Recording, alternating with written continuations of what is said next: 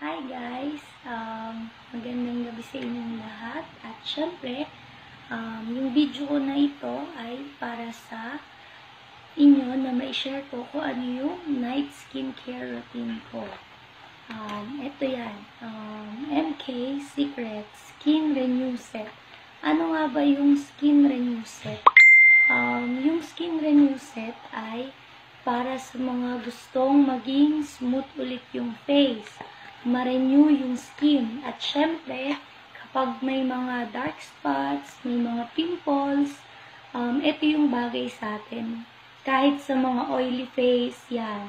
Ito yung rejuve na pwede sa mga oily face. Kasi hindi nakokontrol niya kasi yung pagka-oil ng face. So, anyway, share ko sa inyo. Pakita ko muna sa inyo yung laman ng box. Tapos na ako sa unang gamit ko ay, syempre, dahil maghapon kang nasa labas, ang unang-unang gagawin mo ay maghilamos. Gamit ka ng soap. Ito po ang MK Premium Kojic Soap ng MK Secrets. Yan. Ito yung pangsabon sa mukha. Pag gumagamit po kayo ng soap, ng Kojic Soap, hindi po siya pwedeng ibabad ng matagal. Kasi mas feeling mo mahapdi siya kasi nga, binabad mo yung soap. Medyo matapang kasi siya pag sa face tapos binababad mo. Kaya wag na wag nyo pong ibababad sa face. Halimbawa, nagsusoap po kayo. Ginagawa ko po kasi ay, nilalagay ko siya sa kamay ko. Tapos pabubulay ko siya, tapos yun, mag-wash na, tapos babasahin ko na ulit. Hindi ko siya pinapatagal sa face ko. Kasi syempre, kailangan alam din po natin kung paano natin inaalagaan yung skin natin. Kasi kayo din po mismo yung makakakita kung ano ng reaction sa face nyo. At syempre, dahil maghapon akong nasa labas, nakapag-wash na ako ng face, at sunod ko na ginagawa ay toner. Yan. Ito naman ang Skin Renew Toner. Yan. Paubos na nga siya. Pang second box ko na to.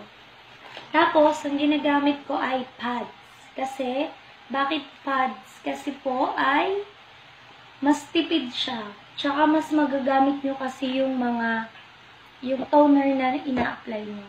Tapos, parang mas makikita nyo kung malinis na yung sa face nyo. So, apply nyo lang.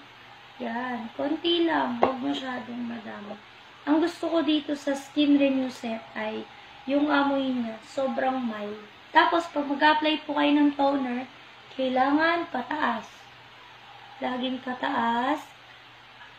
Tapos, yung toner po ng MK Skin Renew, hindi po siya kagaya ng ibang toner na kailangan binabalik-balik nyo. Kailangan po dahan-dahan lang. Syempre, huwag nyo namang abusuhin yung skin nyo. Hindi po minamadali ang pagpapakinis at pagpapaputi. Kailangan dahan-dahan lang. Ayan, makikita nyo, kahit nag-wash na kayo ng face, akala nyo lang, natanggal na lahat ng dumi sa mukha nyo. Pero hindi po soap. Hindi lang po kasi soap yung nakakapagpatanggal ng dumi. Ayan, o. Tingnan mo, o. Nag-wash na ako ng face, pero grabe pa rin yung dumi. Kita ba? Ayan. After nun, after ko maglagay ng toner, eto na, night cream. Ito yung routine ng pangtamad. Parang ako. Minsan tinatamad din talaga ako kasi maghapon, pagod. Ayan. Ito yung Skin Renew Cream ng MK Secrets. Yan.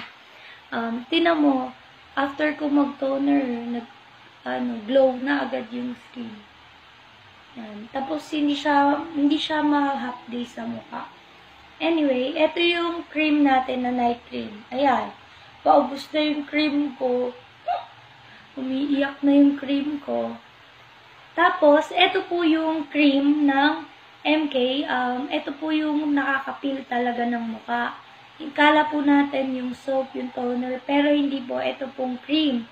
So, dun sa mga gusto pong mabilis mag-peel, kapalan nyo lang yung cream. Or kaya ako, kagaya ko, ang ginagawa ko, halimbawa, kasi sa noo, di ba, siya yung parang matagal mag-peel kasi mas makapal yung balat natin. So, yun yung ina-applyan ko lagi. Ganyan. Yan. Tapos, amoy bubble gum din siya. Konti lang ako dito eh. Sa noo ako naglalagay kasi dito yung hindi masyadong nagpipil talaga. Tapos, kinakapalan ko. Tapos, kapag halimbawa, may mga pimple problem kayo, yan, yun yung part na kapalan nyo yung lagay para mabilis siya mag-peel. Malalaki yung peel. Nasa paglalagay nyo din po siya kung alin po yung unang magpipil. Yan. Tapos dito sa pisngi, hindi na ako masyadong nag-a-apply kasi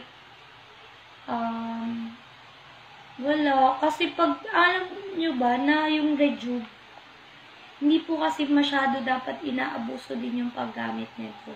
So, dapat, kung ano yung gusto mong part muna na pagpilin, pahinga mo yung part na feeling mo okay na, tapos parang feeling mo manipis yung skin doon.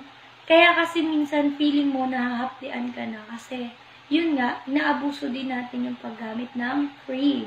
Kaya sa mga gumagamit po ng MK Secrets, nasa tamang paggamit din po yan. Kahit tuloy-tuloy nyo po siya kasi ito pong MK Secrets sobrang mild sa mukha.